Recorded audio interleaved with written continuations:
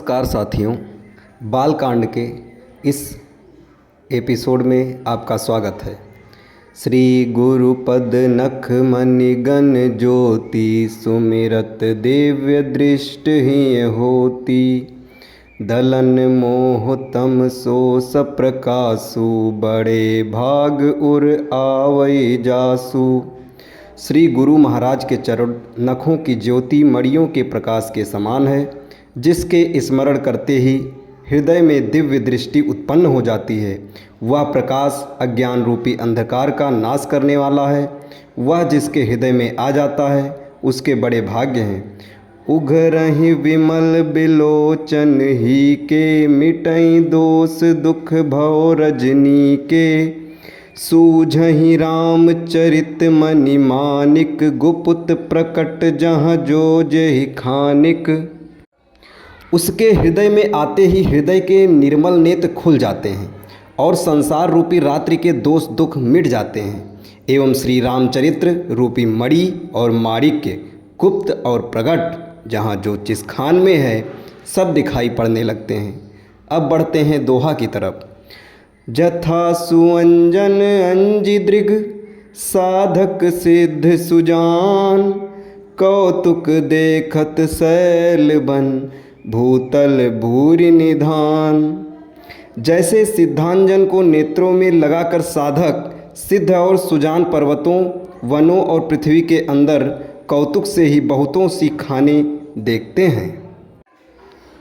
चौपाई। गुरुपद रज मृदु मंजुल अंजन नयन अमीय दृग दोष विभंजन।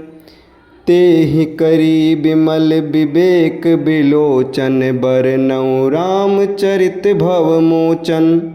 श्री गुरु महाराज के चरणों की रज कोमल और सुंदर नयनामृत अंजन है, जो नेत्रों के दोषों का नाश करने वाला है। उस अंजन से विवेक रूपी नेत्रों को निर्मल करके मैं संसार रूपी बंधन से छुड़ाने वाले श्री रामचरित्र का वर्णन करता हूँ। ब्राह्मण संत वंदना। बंदहु प्रथम महीसुर चरना। मोह जनित संशय सब हरना। सुजन समाज सकल गुण खानी। करऊँ प्रणाम सप्रेम सुबानी।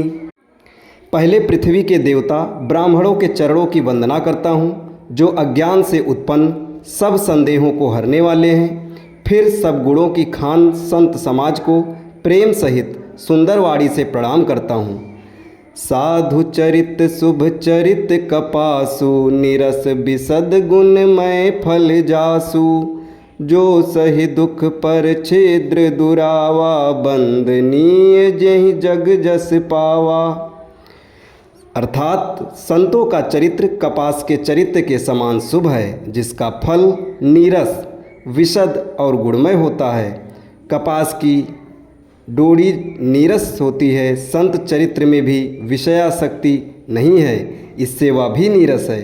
कपास उज्ज्वल होता है, संत का हृदय भी अज्ञान और पाप रूपी अंधकार से रहित होता है, इसलिए वह विशद है और कपास में गुण होते हैं। इसी प्रकार संत का चरित्र भी सद्गुणों का भंडार होता है, इसलिए वह गुणमय है। जैसे कपास का धागा सुई के किए हुए छेद को अपना तन देकर ढक देता है, अथवा कपास जैसे लोढ़े जाने काते जाने और बुने जाने का कष्ट सहकर भी वस्त्र के रूप में परिणत होकर दूसरों के गोपनीय स्थानों को ढकता है, उसी प्रकार संत स्वयं दुख सहकर दूसरों के दोषों को ढकता है, जिसके कारण उसने जगत में वंदनीय यश प्राप्त किया है। आगे की चौपाई और दोहे अगले एपिसोड में। धन्यवाद।